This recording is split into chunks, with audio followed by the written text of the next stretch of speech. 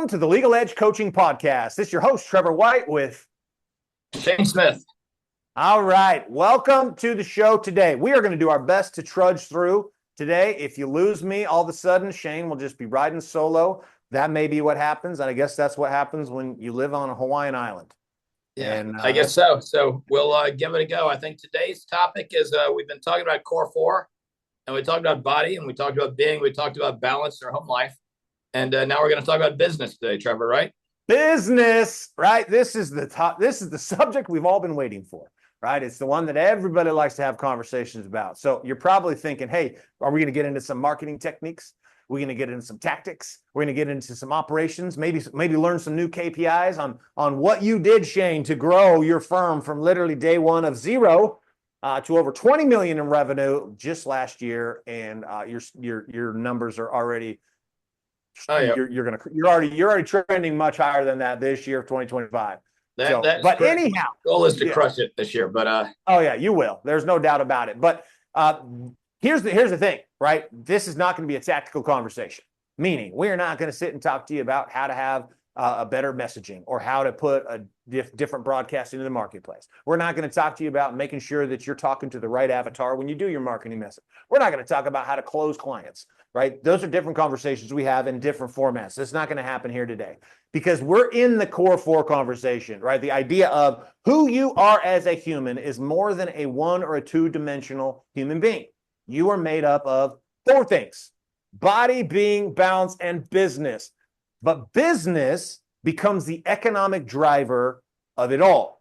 If I have all the other domains working, I'm a great husband, I'm a spiritually connected man, my body's on fire, and I'm broke, I cannot do life to my potential. Right? I'm much less lower than it. I can't provide. Right? The number one reason for divorce, Shane. What is that? What do you think? I would say it's insecurity in the sense that you're not providing for your family and uncertainty. It's not even that you're not providing it. It's the fear that you're not going to be able to provide it, or that roller coaster, especially in like my industry, personal injury work, right? That's the kind of lawyer I am. We have boom and bust, and so many lawyers are high and low, and they weather the storm, but it causes havoc for their spouses. Yeah.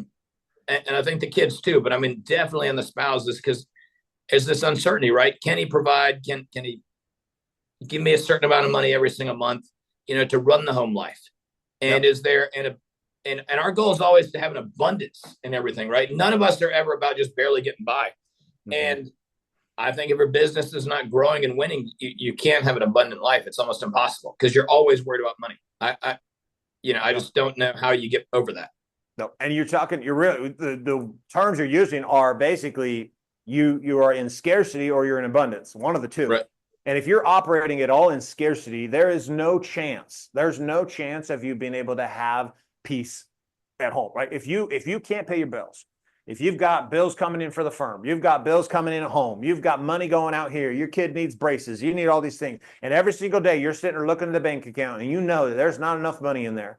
And you're in this scarcity place that there's a lack and not enough, right? You are going to show up as a scarce human being, which is crazy because when you don't have money there in that way, this is why marriages fail, right? Because the wife will not feel a lot of safety and security because you don't have enough money. But then you show up as a little sniveling, whiny baby because you're in this scarcity mode. So then you start acting that way and you lash out.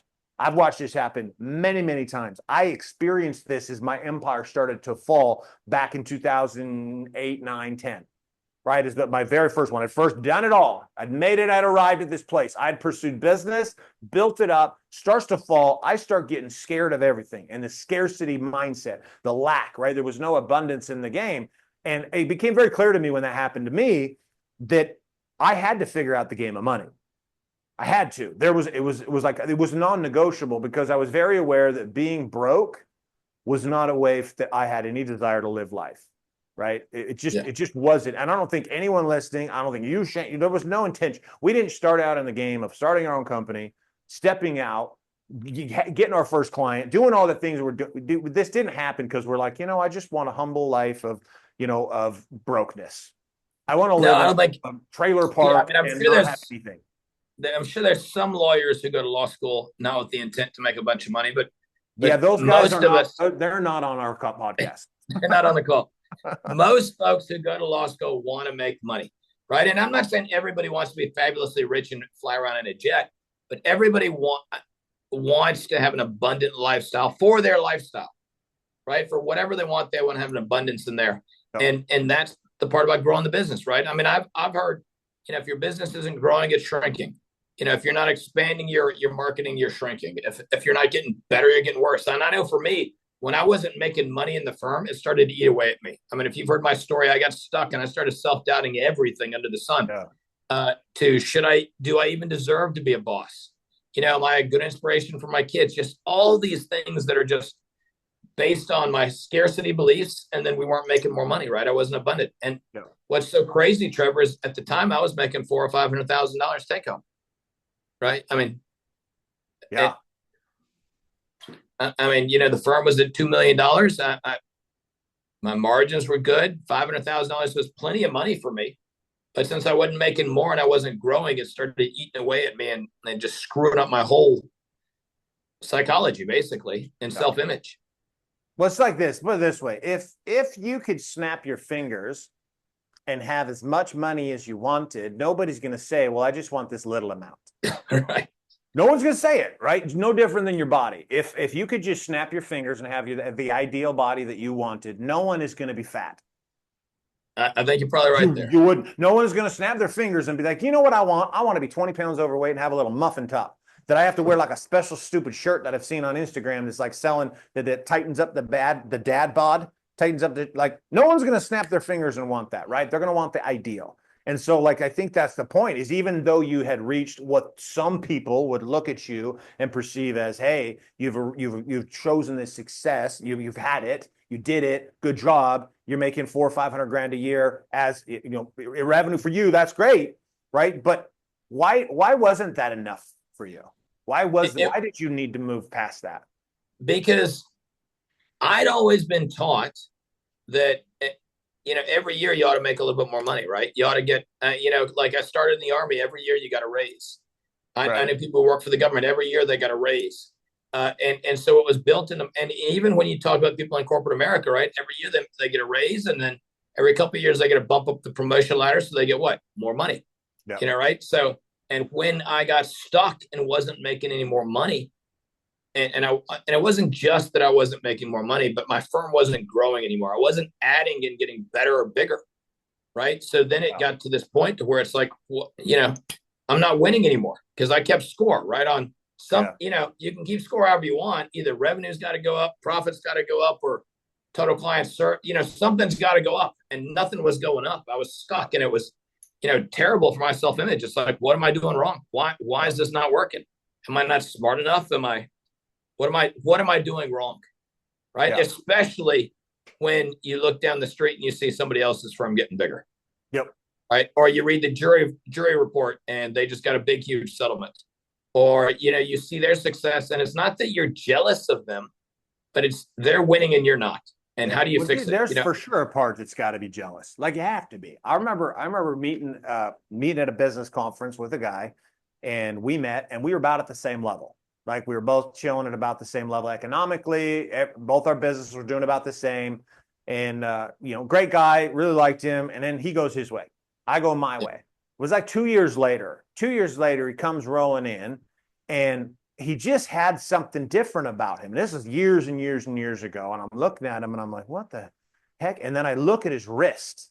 Guess what I saw on his wrist? And he guesses. Guess a Rolex. Yep, I saw a Rolex, and it was a stick-ass Rolex. I'm like, and I'm looking at him. He didn't like flash it around. He wasn't like, hey, look at my watch, I'm amazing. No, I'm like, what the fuck? And I couldn't afford a Rolex. I was literally making the same that I had made 2 years ago before. Yeah. With it. I had nothing had changed for me. Same spot that you were in. And I was like, what the heck happened here? And it was interesting because in that moment, it was like, man, like, so it wasn't jealousy necessarily of what he had or his life, but it was jealousy of the growth he had. Right. Whatever's going, why has he got it and I can't? Right. Yeah. And I'm like, wait a second. Worse for him, but it's wanting better for me. Yes. It was like, wait, what? Huh? Because I'm like, and I knew him personally. He wasn't like, he didn't have some magical thing I didn't have. He wasn't like brilliant that I wasn't, he wasn't smarter than me. He wasn't better looking than me. There was no things that I could attribute it to other than he had it and I didn't. And I'm like, what the heck? And then I had to be honest and look. And I realized I wasn't providing more value to the marketplace. Right. Dollars follow value. And And so because of that, I was like, oh, well, I got to figure out then, how do I provide more value to the marketplace? How do I, in my industry, in your industry, right? It's like, that's the right. question. What problems exist that you can show up and solve that problem and create value? And the better you are at solving the problem, the more valuable you become and the more money you make. Money, Right. here's why I think you had to grow past that point. Because the dollars don't really mean anything. They are a trophy. They are a lagging effect, lagging indicator of the value you've provided. And when you saw it day over day, year over year, the same value, there's this part of you that knew you were capable of so much more value. You were able to help more people. Right. Right. There was And I more totally of that. agree. Yeah. Yeah. I read one time somebody said, if you think you do this service better than other people, whether that's your better lawyer, better coach, whatever you are, if you're not, then you have a duty to all of your clients to study marketing so you can market better to get them to you so you can help them versus doing no marketing. And I believe it, right? I feel like we provide tremendous value to people. I'm glad we can help so many people. I love reading the testimonials we get about how we help people through a terrible situation, right? I especially like it when I get, a testimony that says like, yeah, I talked to 2 lawyers before you. They thought they couldn't help at all. I talked to you. Not only did you tell me you could help me, you did help me, and you gave me, a 6-figure settlement check. And they're like, I'm like, yeah, I really helped you. You know what I mean? I helped you there. I changed your life, or my team changed your life, or my team walked you through this. I mean, it's so, you're right. It's dollars follow value. Yep. And if you're providing a great service and helping a lot of people, you're going to make more money. And if you're not making money, what are you really adding value? No. And here's something hard I had to learn. If all you're focused on is making money, you can make a little bit of money, but you will lose it. Because the market, especially now with technology, they will figure out that you're just in it for the money. And there's enough. It's not like back in the day where you could be a little shifty or shady or narcissistic and no one would know, right? No one would figure it out because the market was small, right? Nobody could broadcast. You didn't have these devices like a cell phone where you could literally sit there and talk about what your experience, etc. So that's the tricky part, right? If you actually want to make more money, you actually don't focus on the money. I don't focus on the debate. How much does Trevor get? What's in it for Trevor? Right? It's like, no, it transcends that into purpose, into creating more value, which then makes more money. Right? The things that you buy, they're not there. You don't go do this. You can buy the Ferrari. The Ferrari is a representation of the value I've created the marketplace. Then the Ferrari makes sense. Right? Go to the driveway at the Ferrari. It makes sense. Why? Because it's a representation of the value I created. It's not a status symbol for anyone else. It's Trevor busted his ass. I remember going into a Mercedes dealer. This is a couple years ago, and we had been grinding a business. We'd grown to but I had really not rewarded myself. Right. And my wife, I went with my wife, and we actually had an older Mercedes that was getting some work done. And we're sitting there, we walk in there, we're getting the work done, and they come back and they said, hey, the transfer case on this is not broken, but just be aware it's probably going to, you probably got maybe 10,000 more miles on this thing, and you might need a new transfer case. And I'm like, well, how much is that? And they're like, $16,000. I'm like, dear God. I'm like, okay, I don't really want to spend 16 grand in auto, in car repairs or whatever. And I didn't need to, but they're like, just know it's coming. And my wife looks at me and she's like, why? What are you doing? She's like, why are you holding on to this? Like, she's like, do you know how much money you make? And I'm like, well, yeah. She's like, buy anything in here you want. Yeah. And I remember sitting there and I'm like, well, that doesn't sound responsible. Right. So I'd grown up in this scarcity mindset with my parents, and my parents had just ingrained it into me. Number one, that being rich was evil. You shouldn't want nice things because that means you stole from somebody else, that somehow you created a problem. Like, it was the weirdest mindset, because now that I understand how money actually works, and that it's because I create value that I have money to buy the things I want to buy. But I remember sitting there and she was and it broke my frame, because I looked around the showroom floor and there was nothing I couldn't buy. Nothing. Yeah. So it was literally like, and she was just like, pick the car you want. Pick it. buy the car you freaking want. And I'm looking around the showroom and I'm like, holy crap. And I'm sitting in a bunch and I take a couple for a test drive. And I'm like, well, I want that one. And my wife said, then go get it. Then buy it. Like now. And so I ended up going in for car repair for my old Mercedes ML. And I ended up walking out with a brand new CLS 63 AMG. Like it was my dream car at the time. Like I loved it. I'm like, I still have that car. I love that car. I don't think I'll ever sell that car. I have other cars, but I don't think I'll ever sell that car. It Yeah. means so much to me because it was the moment at which I got it. Because I wasn't better, I wasn't cooler than anyone else. That car was not a status symbol for me to now say that I had this car and I'd spent this much money on it. That car was a representation of the value that I had built in the marketplace, in the world, the lives I'd impacted, the difference that I had made in so many people's lives, transformed marriages and relationships and like everything. And I'm looking at all that and I'm like, yeah. And it's not that I didn't deserve that car. I earned that car. I was And it gonna say, wasn't, yeah, there's a huge difference, right? You yeah, earned it. You created enough value, you changed enough lives to where you're rewarded to get that car. yeah. And and I think and I'll just, even a little nugget here is like, as lawyers and owning your business, how many of us will read our Google reviews and you focus on the one bad one? Right. Or you focus on this and you isolate, you miss all the value you provide to people. Yep. Or you got one complaint, you serve 100 clients, 99 are happy, and you focus on the one complaint and you miss that you provided tons of value to 99 people, out of 100, that love you and said you did a great job. I mean, Yeah. but yeah, I mean, you talk about the baggage you come into it with, that you were raised with, that you brought in, the screwed up ideas that money is bad and wrong. And it's all over TV, and social media, but TV in particular. I mean, you watch movies, you watch TV shows. Who's the guy stealing money all the time? It's the rich businessman, right? The banker, Yep. the Wall Street, the guy with all the money. Screw capitalism, you bad, evil, you're wicked. Yeah. Yeah. And I tried to explain to my lawyers, there's a difference in being a shark and difference in caring and providing value. A shark only cares about the money. Yep. But I've never had clients get mad when I was worried about something or concerned about something or trying to really improve something about them and talking to them and being genuinely concerned and worried about them. Yep. And they can, I think they can hear it or they can smell it or know the difference in shark and somebody who cares. Yeah. And karma's a real thing, right? So you can swindle people for sure. There's people do it all the time. You can manipulate, right? You can create this and you can create some money, and then you're always looking over your shoulder and karma's coming. How karma's going to come, I don't know. I don't know how that works. I don't know how that all works, but I believe in it 100%. You get what you put out there. So if you're putting out lies, deceit, and manipulation to get ahead, well, that's what you'll get.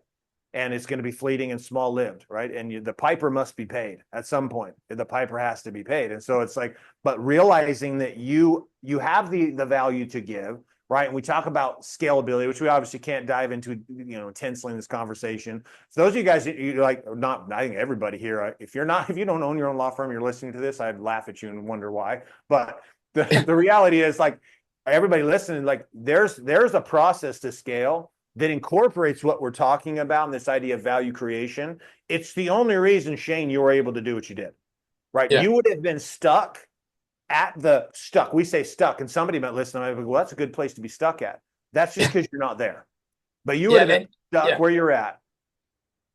It would have been terrible for me. I mean, I wouldn't have stayed stuck there. That's the problem, right? I don't think you can stay stuck there indefinitely. I think you're either gonna figure it out or you're gonna collapse and burn things down, because it's gonna start eating away at you, and it's gonna change who you are and change how you sell and change how you treat your clients. Then you're gonna start making stupid decisions trying to become unstuck, right? The wasted marketing dollars where you just throwing it everywhere.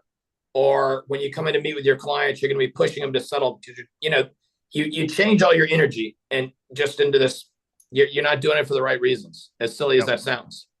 So I wouldn't have stayed I don't stuck think it 10 sounds years. silly. It's just so easy that we want to make it a cliche, but there's a reason it's a cliche, because it's actually real. But most people won't actually do it, right? And so because we don't have the time, obviously, here on the show, and it wouldn't make sense. Like, for any of you guys who want, which should be every single one of you, to scale and grow, like, we have a free training over on legaledgecoaching.com.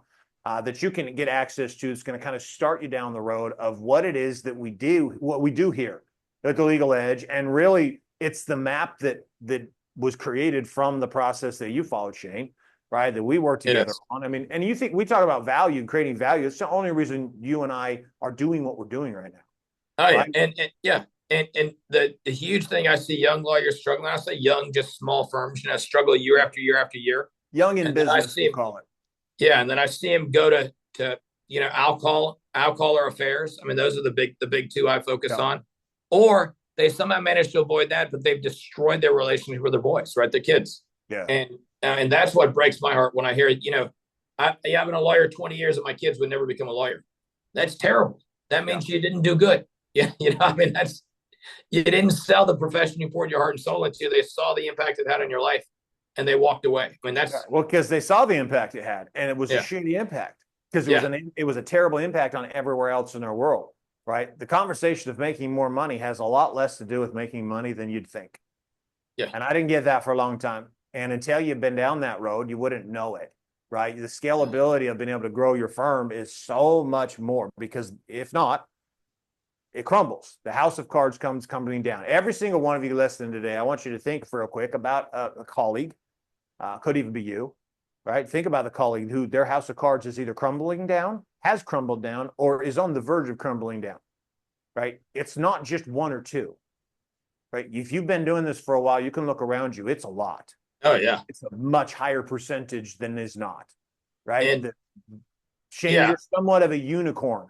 Well, all I would say is when we were at that I was, if you know my story, 4 or 5 years, I was stuck. And here's the thing, you wouldn't stay stuck there because you start drinking more, or you start, doing something to burn down your whole life. And then you're not stuck anymore. You're collapsing. You're in free fall. And we all know people that's happened to. Yep. Tons, and more than one, right? And so just understand that there's a game and a process. This doesn't have to be this way. This is why we talk heavily about the core four, right? We elevate all areas of life, not just your business. It's the business, the body, the being, and the balance. All 4 pillars of this elevate together because they have to. They stabilize and support as you move forward. You can't be 100 pounds overweight and be living at your fullest potential. You can't do it. If your body is a shit show and you can't even hardly walk up the stairs to the courthouse, that's a problem, because your body's functioning at way less than its potential. So even your cognitive function, that fat that is around your waist is also around your brain.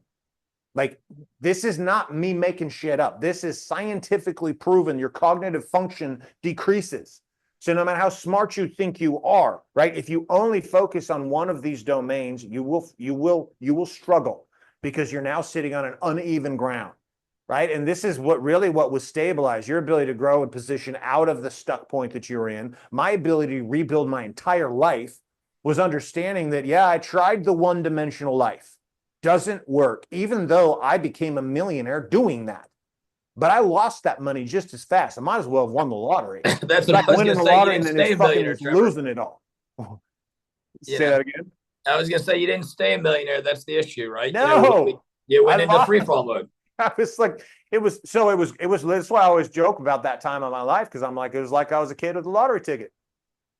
Made a lot of money, spent a lot of money, and lost it all just as fast as I got it. It was like a whirlwind adventure. Then I found myself having to rebuild my life the real way. The way that it actually could be sustained, and I could be sitting here at 45 and not in a whirlwind, to have life of all 4 pillars. Same thing with you, Shane, being able to have these pillars and just kind of rise up. So as we wrap up today's conversation on business, understanding it is the value first, and then the dollars will follow, and that there's a process and a map to creating more value. Let go of the money and the money will flow. All these stupid cliches that everybody's used to hearing, right? But we all experience this in a different way. But the reality is, Legal Edge operating system is the foundation, and it's the map that actually pulls this off. We take it out of la land froofy theory, and we take combined efforts of what you've done over the last 20 years, what I've done over the last 20 years, combined into what it is, and we've created a proven system. Over 50,000 men and women have gone through this process to understand this foundation of what it is, how it works, and how it can be leveraged tactically. Right? So to learn more about that, again, head over to legaledgecoaching.com. where we give you more information about that, get you a free training about what it is that we do. But if you got value from today's show or any of the shows you've listened to us here at the Legal Edge, go ahead and share the show up.